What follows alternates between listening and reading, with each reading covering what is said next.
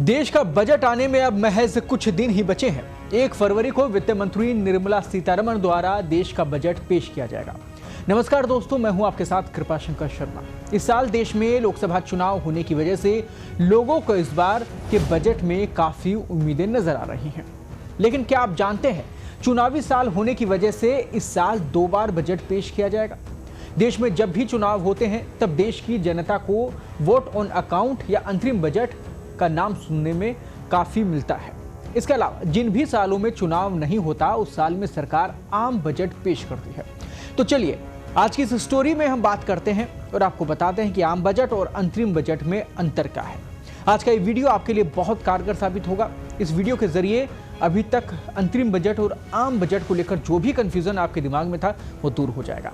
तो सबसे पहले बात करते हैं अंतरिम बजट और आम बजट में अंतर की। जी हाँ, वित्त मंत्री 1 फरवरी 2024 को अंतरिम बजट पेश करने वाली है। हालांकि पिछले साल 2023 में उन्होंने आम बजट पेश किया था।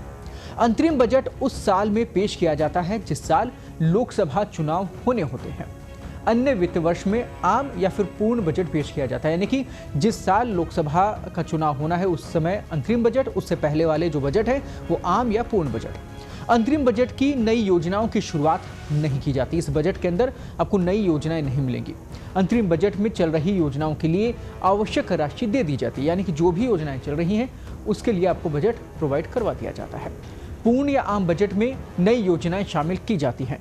इसके साथ ही पूर्ण या आम बजट में चल रही योजनाओं के लिए भी आवश्यक राशि दी जाती है, यानी कि पूर्ण और आम बजट में दोनों चीजें शामिल कर ली जाती हैं। अंतरिम बजट मुख्य तौर पर 2 महीने के लिए वैध होता है। अंतरिम बजट को 2 माह बाद आवश्यकता होने पर बढ़ाया जा सकता है, यानी कि 2 माह के लिए वो वैध है, अगर जरूरत हुई तो और बढ़ा दिया जाएगा। पूर्ण या आम बजट 1 साल के लिए पेश किया जाता है। सरकार के निर्देशन में इसे लागू किया जाता है। अब उद्देश्य क्या है इसका, वो भी आप समझिए। देखिए, आम बजट का उद्देश्य होता है देश का सामाजिक और आर्थिक दृष्टिकोण से सुधार करना और लोगों को बेहतर जीवन जीने में मदद करना। अंतरिम बजट का उद्देश्य चुनाव से पहले एक स्थिति बनाना है जिससे नई सरकार को सुरक्षित स्थिति में आरंभ करने का अवसर मिल सके। यानी कि अंतरिम बजट जो है वो नई सरकार के लिए कहीं ना कहीं एक मैनिफेस्टो का काम करता है। कहीं ना कहीं जब आप सरकार बनाने वाले होते हैं या चुनाव लड़ने के लिए जाते हैं तो उससे पहले आपके लिए फ्रंट फुट पर खेलने के लिए एक प्रकार से अंतरिम बजट एक ढाल की तरह काम करता है। अंतरिम बजट और आम बजट में अंतर क्या होता है ये तो आप समझ गए होंगे, पर चुनावी साल में 2 बार क्यों पेश होता है बजट, क्या आप जानते हैं? चलिए हम आपको बताते हैं आखिरकार 2 बार बजट पेश क्यों किया जाता है। चुनावी साल में इसे पेश करने का कारण क्या है? दरअसल चुनावी साल में हमेशा सत्ता बदलने की आशंका बनी रहती है। इस गुंजाइश की वजह से ही चुनावी साल में 2 बार बजट पेश किया जाता है। नई सरकार आती है तो वो पुरानी सरकार की नीतियों में भी बदलाव कर सकती है, जिसकी वजह से पहली सरकार फरवरी महीने में अंतरिम बजट पेश करती है, जबकि चुनाव के बाद सत्ता में जो भी सरकार आती है वो पूरा बजट पेश करती है, क्योंकि उसके पास समय होता है, गुंजाइश होती है और पूरा आगे का फ्यूचर क्लियर होता है। अगले जो साल हैं वो उसके हाथ में होते हैं। दोस्तों, आम बजट हो या फिर अंतरिम बजट, दोनों ही बजट में सरकारी खर्चों के लिए संसद से मंजूरी ली जाती है, लेकिन अंतरिम बजट आम बजट से अलग होता है।